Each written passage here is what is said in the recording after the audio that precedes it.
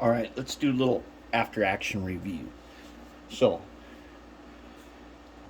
as you know, uh, late last week, the humidity problem got to be so much that I considered everything a failure, and I didn't even want to take him to the contest. Then people said, "Well, no, you got to bring him so we can check out the work that you've done," and I did, and I brought them all. And then when I was there, I decided I go ahead, I put them in anyways. Now, I know the rules, and I knew that I would be disqualified in advance. I knew that, which is, and and once I fill out the forms and put them in the contest, I knew they were. So I told you, I I sent out a thank you to the Shadow for getting me in and saying let's to do this. But I also got to thank my friend Kennedy, who was in charge of the contest, and he allowed me to do this, and he had to put up with all my shenanigans with these things, and he let me do it, and it was good. One good thing about it was a couple of the great modelers of the Thousand Lakes region did the judging, and some new judges got to shadow judge along with them, and they sat down with all the stuff, and I brought the failures and everything with me and laid them all out and the parts and the tools and everything, and they went through the whole process, and I'll tell you how the score shook up. So this is the highest I've ever scored in a contest, and I got a 72 on. I entered the four of these guys as a set, so it'd be one entry with the four 280s because you're allowed to enter sets. And then I entered Pug and the two other four axle locomotives that did not have shells as a set. And so they gave me the same points on both, but they maxed me out for scratch building, which is what I wanted. That was great. That means I'm on the right track. And then on the construction, out of 40 points, I got a 38 on these guys and a 35 on Pug and Friends because they liked and they felt the construction was in the spirit of the program. And they spent a good amount of time going over everything. I mean, they could have just said, "Oh, you're disqualified," and didn't have to do anything. But no, they went through it, and it was for my benefit. And all of you guys have been following this. Everything that we've done, they went through it, and so I'm very, very happy with the way it turned out. Scores were great. It means we're doing good stuff here. We're doing things now. As you can see, here's the orange one. So I had the humidity problem. I brought them all back, stripped the paint off this one. It takes about 30 minutes to strip the paint off this.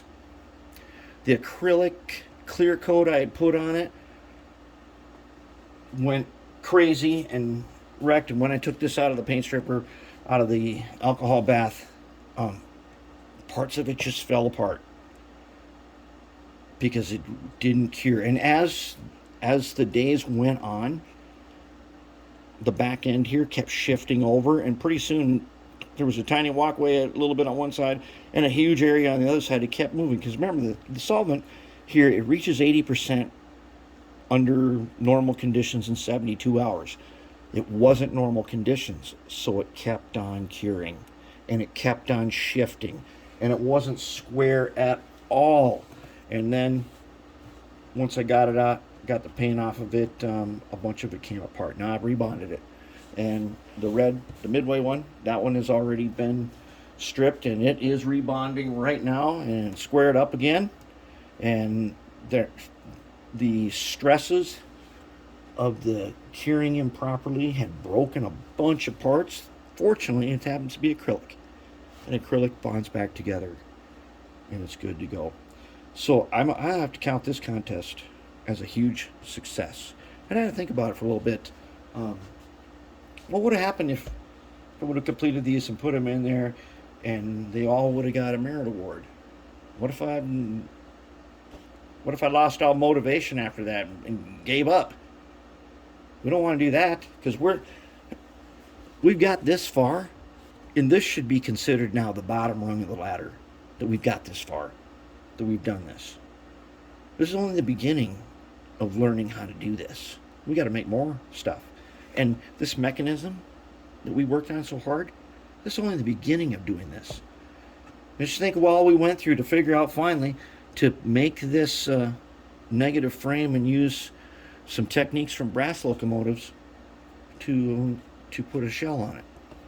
The one thing don't care for is the fact I have to body mount couplers, and I like to have them frame mounted, and so I got to think about that a little bit. There may yet be a way to frame mount them, which would be good, because I like the frame to bear the weight and not have the shell be part of coupler height. I prefer that, and so we're going to think about that a little bit, and there is room for us to make a hanger, and we know how now. We know how to bend brass, and we know how to make all kinds of things. The amount of stuff we learned from doing this is just incredible. It was fantastic. It was such an excellent experience. And then now that they've seen this, and now that I've started cleaning them up, we're going to get them in much better shape, and we're going to complete the concept.